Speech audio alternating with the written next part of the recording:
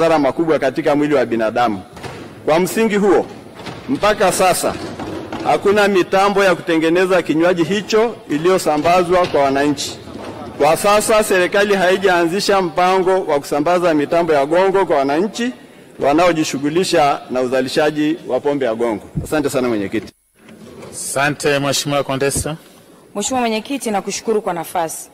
Tumeshuhudia hapa karibuni ndani ya nchi yetu kuna pombe nyingi sana zinaingizwa ambazo ni kali na zimeendelea kuharibu vijana na nguvu kazi ya taifa, na vijana wengi wanaendelea kuharibikiwa kwa kunywa hizo pombe kali. Je, ikiwa hizo pombe kali zinaweza zikaingizwa zikiwa zimetengenezwa kutoka nchi zingine, zikaingia nchini kwetu na vijana wetu wakaendelea kuharibikiwa, serikali tumeshindwaje kuwafundisha wananchi wetu wa chini ambako gongo yuko inatengenezwa na inapendwa na mpaka hivi tunavyoongea inaendelea kutumika? Tumeshindwaje kuboresha gongo yetu ambayo inatengenezwa na mazao ambayo yako ndani ya nchi yetu zidi ya kuingiza pombe kali ambazo zinaharibu vijana? Swali langu la pili, kwa kuwa ambacho kinazidi kwenye gongo ni zile kemikali kati ya ethanol na methanol, ni kweli kwa kutumia wataalamu wetu kuwafuata maprofesa pale Chuo Kikuu Dar es Salaam ambao wameshafanya utafiti, tumeshindwa kuendelea na zoezi hili ili kwenda kuwafundisha wananchi walioko kule chini ambao wanatengeneza kinywaji hiki ili waweze kupata pombe bora gongo mfano wa konyagi ambayo inazalishwa hapa nchini kwetu, ili kuendelea kuifanya gongo ni kinywaji haramu kuendelea kukimbizana na wananchi, na ili hali wananchi kinywaji hiki wanakipenda na hivi tunavyoongea wanaendelea kunywa. Asante. Mheshimiwa Naibu Waziri, majibu. Mheshimiwa Mwenyekiti, nampongeza sana Mheshimiwa mbunge kwa kuendelea kutetea jinsi ambavyo pombe za kienyeji zinaweza zikachakatwa kwa viwango vinavyofaa kwa matumizi ya binadamu. Pamoja na kwamba sio binadamu wote hutumia pombe, lakini kwa wale wanaotumia ni dhamira njema ya serikali kwamba watumie pombe ambayo inafikia viwango visivyoweza kudhuru afya zao.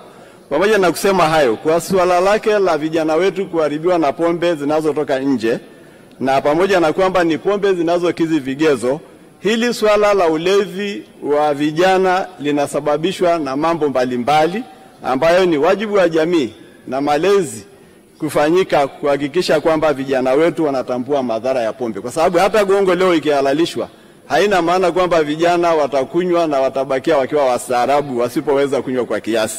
Kwa swali lake la pili la wajibu wa taasisi zetu za kitafiti kuweza kuchakata na kutengeneza formula ya kutengeneza pombe salama kutokana na pombe za kienyeji, zoezi hili linaendelea.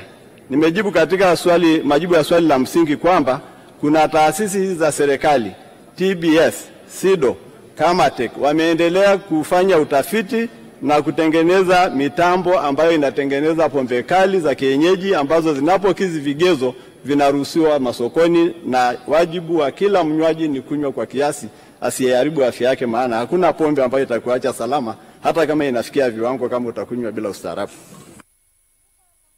Mheshimiwa Cecil David Mwambe, swali nyongeza. Mheshimiwa Mwenyekiti, ni ukweli kwamba mabaki ya korosho yanatengeneza pombe inaitwa nipa, lakini ndio gongo hiyo hiyo. Mabaki ya miwa molasses inatengeneza pombe inatumika sana kwao na kinasasisha huko na maeneo mengine inaitwa piwa. Tanga wanatumia miwa, muhogo pamoja na mafenesi kutengeneza pombe hizo hizo. Sumbawanga wanatumia mahindi na maeneo mengine. Sasa wakulima wanania kutaka kujiongezea kipato.